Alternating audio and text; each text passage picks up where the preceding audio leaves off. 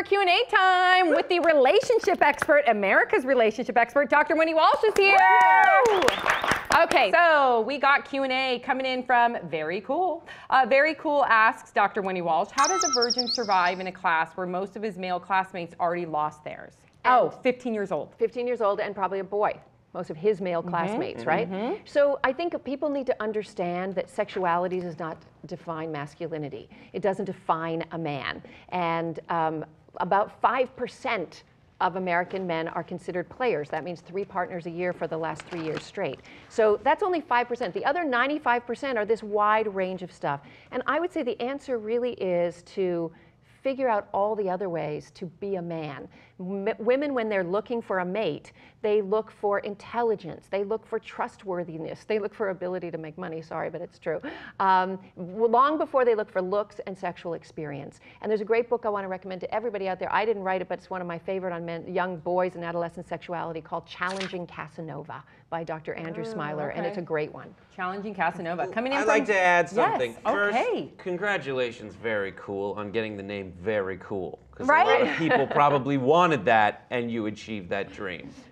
Second, speaking as a former 15-year-old boy, the most people who've lost their virginity already are lying. Yeah. Because it takes a long time. Yes, maybe the girls your age have lost their virginity, but they lost it to guys who are 18, 17, and first of all, find those 18-year-olds because it's illegal, and second, don't worry about it. Coming in from James Wallington, what's the secret to having a successful yet temporary long-distance relationship? The answer is very simple, honesty. You know, there's somebody to match you, no matter who you are. If you just want a long-distance hookup where you get together twice a month and you have sex and it's probably not going to be forever, but you're really into this person, don't lie to them and say it's something else. Sadly, however, you know, we have this dating market of people who want short-term relationships and long-term relationships. Unfortunately, the best mating strategy for guys to obtain a short-term relationship is to pretend to be a long-term relationship guy. So sadly, there's a lot of lying going on. But in today's times, you will find a match if you just stay honest. Yes, I love that. Coming in from Josh Moore, how can I tactfully ask a guy out if I'm not 100% sure if he's gay? Ooh. Well, the first thing is to keep yourself safe and get to know him enough to understand if he's a homophobic nut or not. Okay, that's you gotta figure out that. Once you figured out that, then if you're confident about who you are, then just say it and add a little bit of humor. Like, hey, dude, do you play in my sandbox or only ladies get you? What's the deal? Yeah. You know, make a little joke about it. If you're close enough, you know, all good relationships start with a friendship. So you're going to start by being friends anyway, and hey, maybe it will just reveal itself by a smile and a wink. And at the end of the day, if you get rejected by that person, it's flattery. I would hope, you know, if somebody, well, I've been on it is and it isn't. I mean, here's the thing. We would love to think, Sam, that the whole world is as liberal and progressive as we are. Right. Because, okay, here's what everyone needs to know. We're all actually wired to be bisexual. Human beings, depending on their situation, have the ability to be bisexual. There are things like situational gay, like prison, like the nunnery, like all kinds of places, war zones, whatever. We had a term called gay wasted. You're only gay when you're wasted.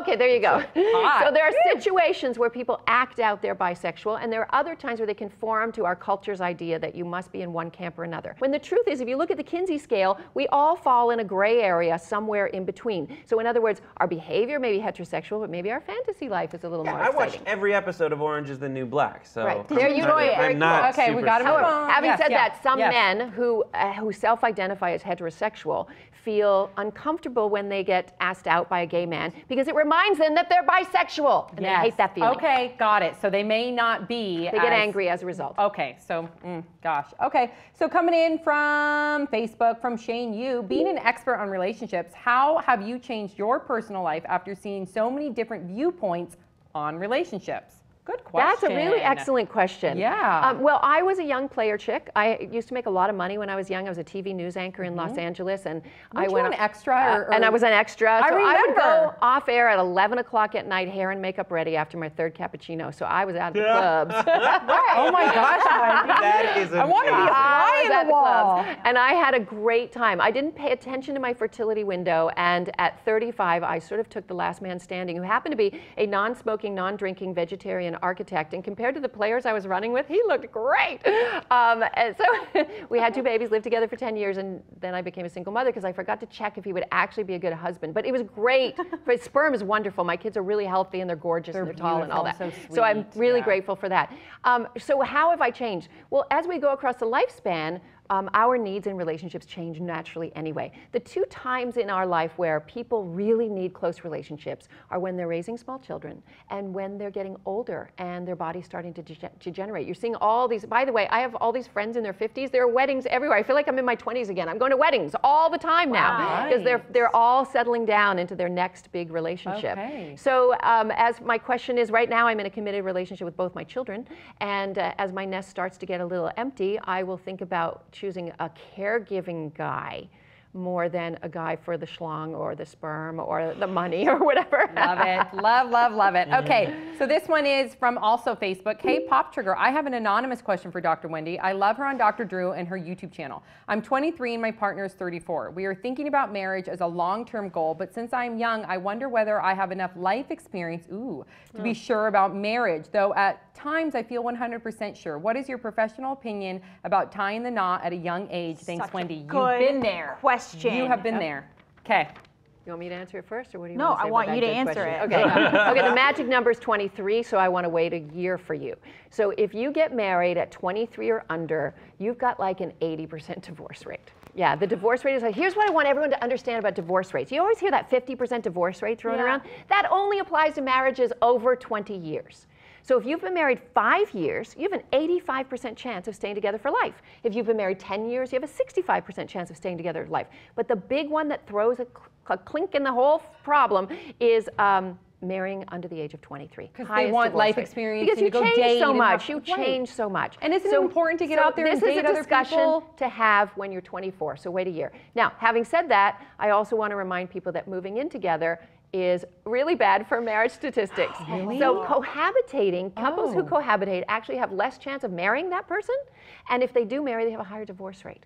Wow. Here's why. People cohabitate as a way to audition the relationship for marriage. Right, that's what I would think. And they enter it for 2 different reasons. Men actually enter cohabitation usually because they want to save some money, share on living expenses, and they want to have regular sex. Girls enter it because they That's unfair, because you also want a clean house. That's right.